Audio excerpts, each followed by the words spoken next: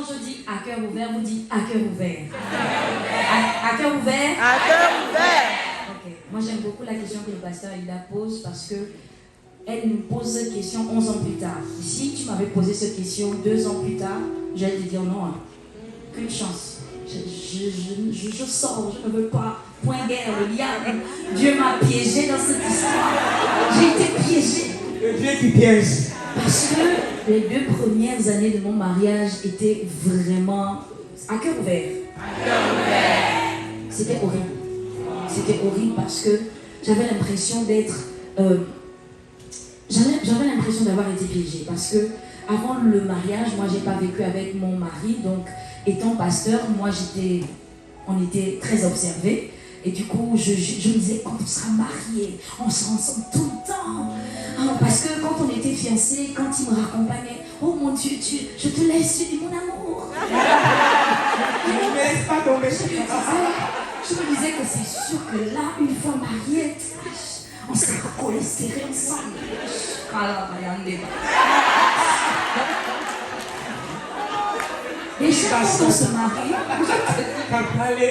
Déjà quand on se marie, on n'a pas eu de lune de miel parce que pendant le mariage, donc mon père spirituel, notre père spirituel est tombé très gravement malade. Du coup, il l'a appelé au Ghana en urgence. Du moins, c'est le père spirituel de mon père, donc l'archevêque Duncan William, qui a demandé à ce que mon mari aille urgemment au Ghana. Donc ça fait qu'on s'est mariés pendant 2 jours après le mariage, il est parti. Et quand il est revenu, il a directement enchaîné. Et donc en gros, j'ai l'impression que l'homme que je voyais, il était présent, il était attentionné, il parlait. Dans le mariage, j'ai l'impression que c'est une autre personne. Déjà, je précise que mon mari, c'est un homme très introverti. Et moi, je suis une femme extravertie. Et donc, j'ai envie de dire ça se voit.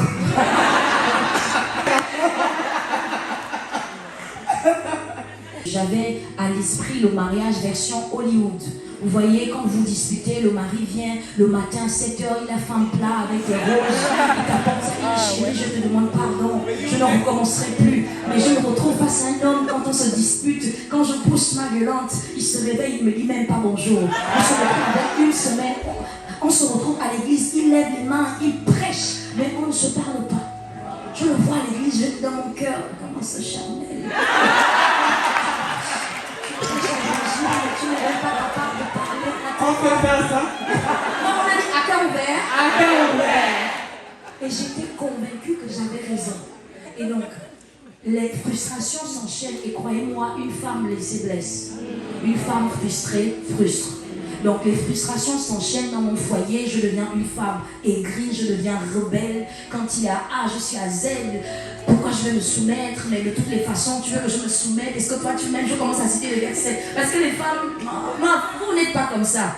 C'est au Gabon. Souvent la femme, quand elle ne veut pas reconnaître, on commence à tordre les versets. D'abord la Bible dit non, parce qu'il dit non, il faut que tu dois, c'est moi le chef, je dis tu es le chef. Mais d'abord la Bible dit homme aime la femme. Donc je commence à rendre, et je me rends compte que plus j'adopte cette attitude, plus l'atmosphère de mon mariage est horrible. Et je savais paraître. Parce que lorsque j'étais à l'église, je savais me maquiller. Je me alléluia. À l'église, les gens me voyaient comme la femme heureuse. Je savais m'habiller, mais c'était faux. Et beaucoup d'entre nous, parfois, on porte des masques. Et je portais un masque. Et puis je priais et j'étais chante. Et puis un jour, le Saint-Esprit m'a dit, est-ce que tu n'es pas fatigué de porter ce masque? Est-ce que tu veux un peu faire tomber ce masque? Et là, je me rends compte que le Saint-Esprit me demande de descendre en fait. Mais je dis, Seigneur, pourquoi je vais descendre? Il m'a piégé. Il me montrait qu'il était doux, il était patient, mais j'ai l'impression qu'il ne fait pas ce que je veux. Mais Dieu ne t'a pas demandé de rentrer dans le mariage pour que l'homme fasse ce que tu veux en fait. Et l'autre chose que j'ai envie de dire, c'est que même quand je pensais qu'il n'y avait plus d'espoir, 2 ans, 3 ans, parce que je pense que ça a duré à peu près 4 ans. Et c'est ça qui est extraordinaire, parce que vous savez, la Bible dit que l'Esprit de Dieu, il y avait les ténèbres à la surface, l'Esprit de Dieu se mouvait. Ça veut dire que malgré la présence des ténèbres, Dieu a pu faire apparaître la lumière. Ça veut dire que quelles que soient les ténèbres de votre vie, Dieu est capable, si vous lui permettez de rentrer en scène, d'apporter la lumière. J'aime comment mon mari le dit. Il dit, la matière première de Dieu n'est pas toujours le bien. Pour produire le bien, Dieu est capable d'utiliser le mal, de transformer en bien. Ah oui. Et là, le diable des blessures dans mon cœur, dues à mon enfance, et je voulais placer cette charge sur mon mari pour dire, sois responsable de celui qui va guérir mes blessures. Mais le Saint-Esprit m'a dit que l'orientation n'était pas correcte. C'est pas l'homme de le faire, c'est à Dieu de guérir les blessures. Et on rentre dans le mariage heureuse pour partager le bonheur avec un homme heureux. Alléluia.